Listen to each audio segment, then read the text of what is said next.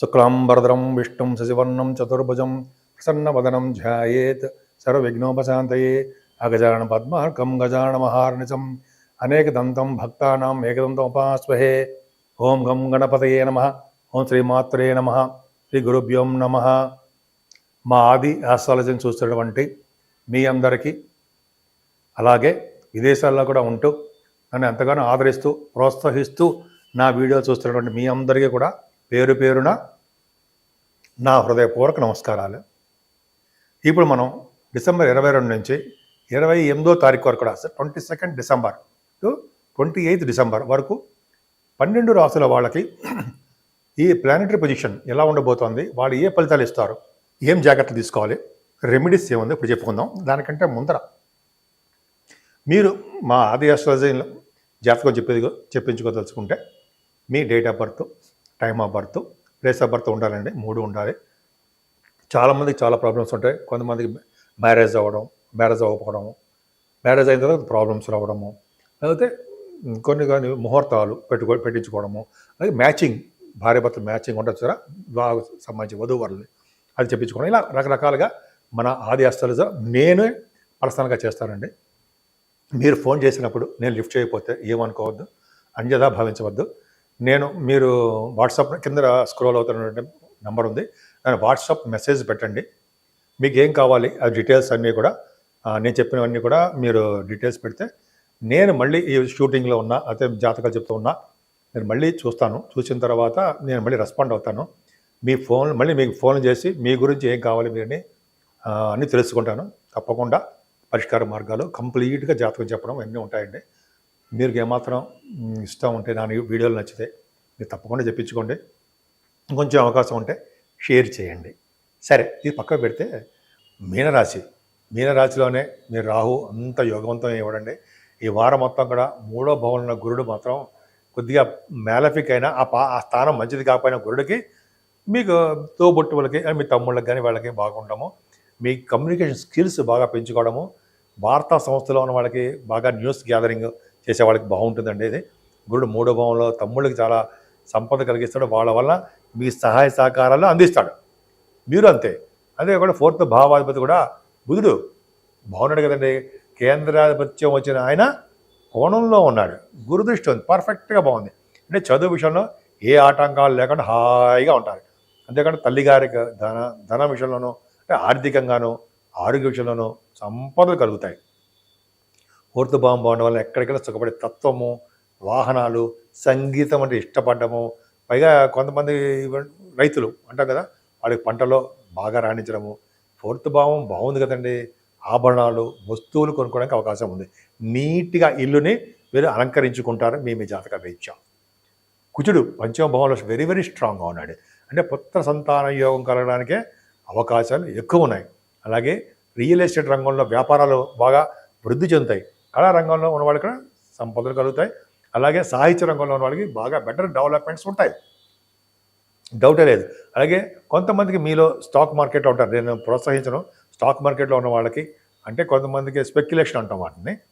ఈ real estate బిజినెస్లో ఉంటే, ఫైనాన్స్ రంగంలో కానీ, రియల్ ఎస్టేట్ రంగంలో కానీ ఉంటే వాళ్ళకి, రియల్ ఎస్టేట్ అంటే భూములని, ఫైనాన్స్ అంటే తెలుసు.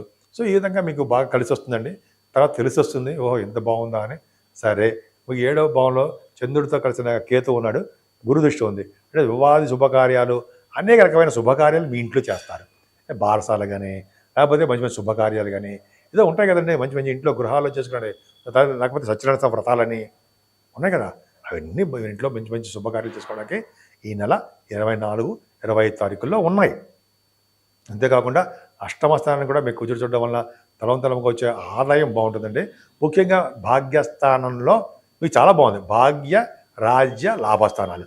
అంటే భాగ్యస్థానంలో బుధుడితో కలిసిన చంద్రుడికి గురుదృష్టి, అంటే మాటల బాబాయ్ విష్ణుమూర్తి ఉన్నాడు. అదే బుధుడు అంటే విష్ణు ప్రభావం కదా. అంటే తెలివితేటలు బాగుంటాయండి. వ్యాపార తెలివితేటలు ఎక్కువ, బిజినెస్ పట్టుదల ఎక్కువ ఉంటుంది. ముఖ్యంగా చదువుల కోసం, ఫస్ట్ పాయింట్, చదువుల కోసం విదేశాలు వెళ్తారు. ఉన్నత విద్య రీత్యా అంటాం కదా, అది. తర్వాత వ్యాపారాలు, సినిమా రంగం అవ్వచ్చు, టెలివిజన్ రంగం అవ్వచ్చు, మీరు ఏ బిజినెస్ చేస్తున్నా వ్యాపారాల రీత్యా విదేశ పర్యటన ఉంటుంది, శుభకార్యాలు చేస్తూ ఉంటారు. అలాగే మీరు పుణ్యక్షేత్ర దర్శనాలు, విష్ణు ఆలయాల దర్శనం ఎక్కువ ఉంటుంది. విష్ణు ఆలయాలు అంటే వెంకటేశ్వర స్వామి అవ్వచ్చు, విష్ణుమూర్తి, ఆ, కేశవ మాధవ అంటాం సరే విష్ణుమూర్తిని అలాగే ఆలయాలు దర్శించుకుంటారు. అలాగే శివుడికి సంబంధించిన ఆలయాల దర్శనం కూడా ఉంది. కాశీమఠ క్షేత్ర దర్శనాలు, పీఠాలు, శక్తి పీఠాలు అంటాం కదా, అమ్మవారి దర్శనాలకు ఎక్కువ అవకాశాలు. భాగ్యస్థానం అండి, భాగ్యస్థానం వృద్ధి అవుతుంది మీకు, అంటే నిరంతరంగా మీకు భాగ్యం వృద్ధి అవుతూనే ఉంటుంది. గురుదృష్టి 9th భాగం ఉన్నంత సేపు మీ నాన్నగారికి ఆరోగ్య పరిస్థితి, ఆయన యొక్క డెవలప్మెంట్స్, ఆయన యొక్క ఆయుష్ పెరుగుతూనే ఉంటుంది. మీకు భయపడే అవసరం ఏమాత్రం లేదు. భాగ్యస్థానం చాలా బాగుంది కదా, ఆ సంపదలు పెరుగుతాయి. అలాగే దశమంలో రవి దిగ్బలతలో ఉంటాడు రవి. అంటే మీరు ఏ మాట చెప్తే ఆ మాట చెల్లుబాటు అవడము, రాజకీయ రంగంలో పదవులు రావడము, రాజకీయంగా ఎదుగుదల ఉండడము, చిన్న చిన్న ప్రాబ్లమ్స్ ఉంటాయి రాజకీయ రంగంలో ఉన్న వాళ్ళకి అందరికీ సేమ్ ప్రభావంలో. కానీ మీకు మనశ్శాంతి కలుగుతుందండి, రాజకీయంగా పదవులు వస్తాయి, రాజకీయ అభివృద్ధి ఉంటుంది. దశమంలో రవి సామాన్యుడు మాత్రం కాదు, దృఢగాత్రం, మంచి గాత్రం అండి ఉంటుంది. గాత్రం అంటే పాటలు పాడడం, అది కాకుండా దృఢమైన శరీరం కలవాడిగా రవి చేస్తుంటాడు.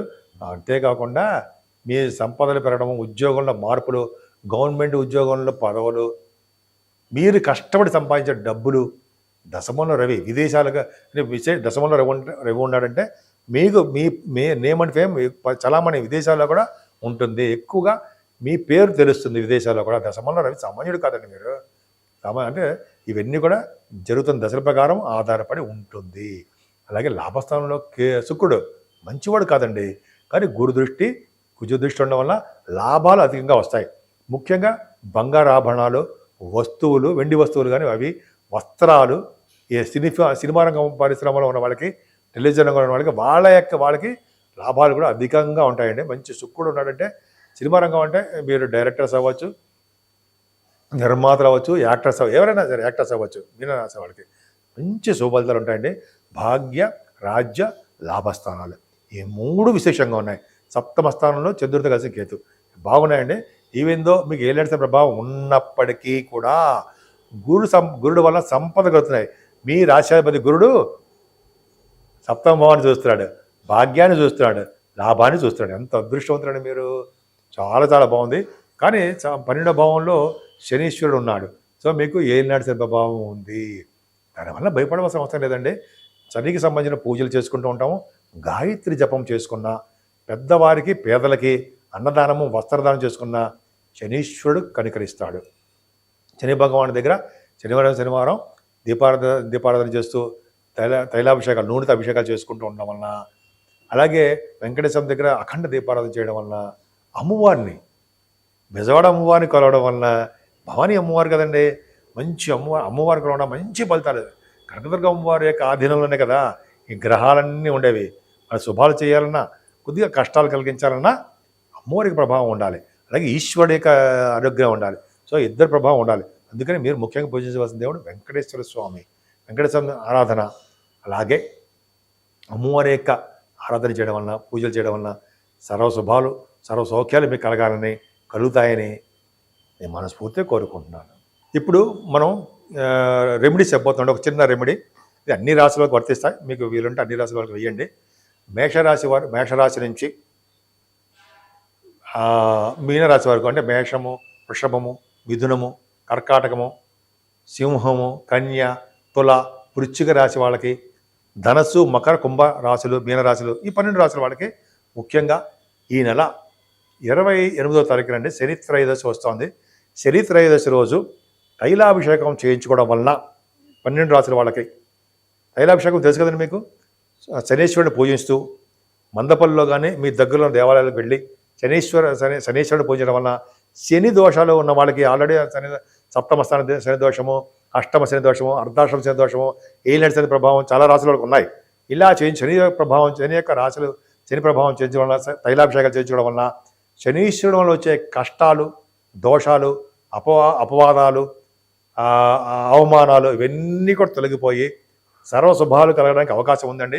శనీశ్వరుడు పూజ చేస్తూ ఆంజనేయ స్వామిని కూడా మనం పూజించడం వలన, ఆయన దగ్గర దీపారాధన, మీకు తెలిసిందే ఉంది కదా, దీపారాధన, తమలపాకులతో పూజలు చేయడము, అప్పాలు నైవేద్యం పెట్టడము, ఇవన్నీ చేయడం వలన, వెంకటేశ్వర దగ్గర దీపారాధన చేయడం వలన ఈ 28వ తారీఖున వచ్చేటువంటి శని త్రయోదశి మీరు ఉపయోగించుకొని అఖండమైన రాజ్యం కలగడానికి, అన్ని రాశుల వారికి అవకాశం ఉంది. సో మీరు ఈ అవకాశాన్ని ఉపయోగించుకుంటారని, ఇలా ఉపయోగించడం వల్ల మీ 12 రాశుల వాళ్ళకి మీరు సర్వశుభాలు సర్వసుఖాలు, శని వల్ల వచ్చే దోషాలు పోతాయని కూడా నేను మనస్ఫూర్తిగా కోరుకుంటున్నాను.